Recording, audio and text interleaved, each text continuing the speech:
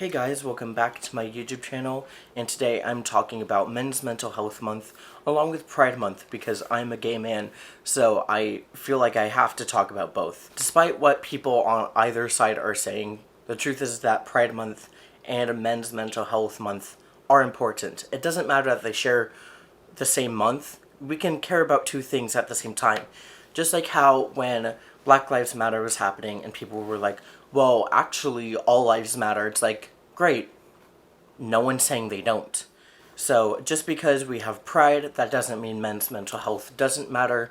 And just because we have men's mental health, it doesn't mean that Pride shouldn't matter. I know a lot of people out there feel like we shouldn't care about men's mental health. The more we ignore men, the farther right we push them. And I can see why they're pushed right. If you say whatever they want to hear and you lie to them about how conservative values are going to save America, then of course they're going to go to the right. If we ignore them, if we have nothing to offer for them, of course they're going to go the side of rapists and pedophiles and liars and fraudsters. Men feel alone.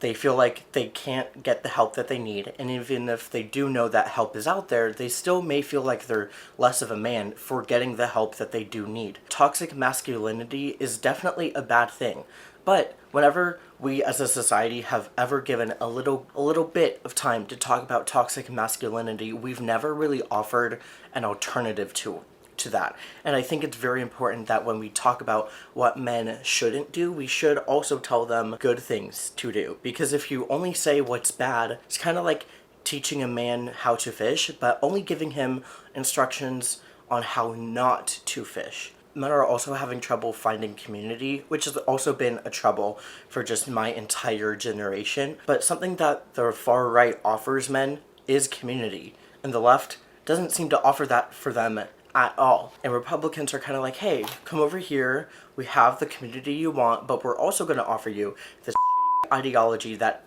won't help you in any way besides giving you community. I've seen so many Republican events offering young people community, but then they'll also be like, empathy is toxic.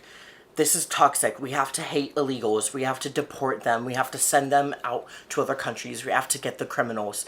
And it's like, how about you offer community without teaching them to hate their neighbors, without teaching them to hate other people? If you're crying and you're a man, you might hear from your fellow men, like, don't be such a or like, don't be a like, it's this gendered language that makes men feel like some of the worst things they could do as men is to do anything that's similar to what women do.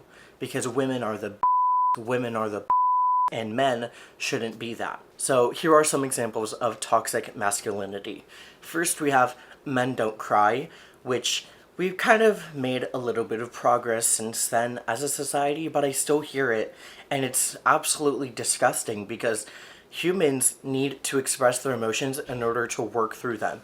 If you just hold in all your emotions, it makes it easier for you to burst out and attack people that don't deserve it. Another example of toxic masculinity is the phrase boys will be boys, which is such an ugly phrase. It's kind of like saying, oh, it's all natural when it's like a guy raping a girl at a frat party. Like, no. Boys will be boys is the ultimate phrase to help men escape accountability. I also want to go back to some gendered insults.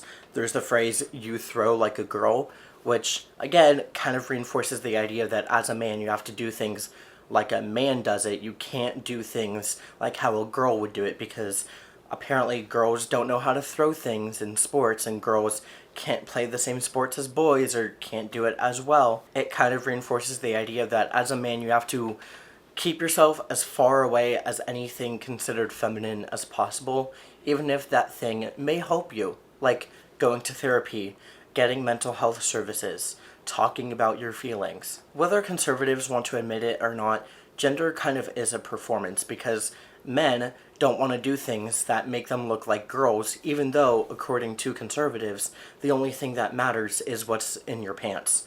But if that were really the case, then we wouldn't call painting your nails girly, because, according to you, that's still a man. Toxic masculinity makes men feel like they have to dominate over women in order to be masculine, when that just isn't the case. Instead, I think that in order for you to feel power, you shouldn't try to dominate other people or be aggressive. You should just try to control yourself, and that's where you get your power. Here are a few things that I want to say to the men specifically watching this video. Talk about your feelings. It's scary. You feel like, is anyone going to listen to me? But the truth is that if you have real friends, even just one, if you have any family, talk to them. Let them know how you're feeling. Get a therapist. Write down your feelings. Express them. Don't feel like you have to bottle them up. In general, kind of just go look for support. You don't have to be alone if you don't choose to be alone. It's also important for men to be strong, not aggressive. Be skeptical of anyone that offers you community and tells you everything you want to hear, like how women are the problem, feminism ruined the West, and how conservatism will take America back to when it was great. Which I'd like to ask, when was America great? Who was it great for? Yesterday on my private Instagram story, I asked people whether they feel like men's mental health is important, and 92% said yes, which is a good thing. Here are some of the responses I got. Someone said, phrases such as be a man or men don't cry harm men's mental well-being, which is very true. I want to end this video by reiterating some of my points. Men's mental health is important. Pride is important.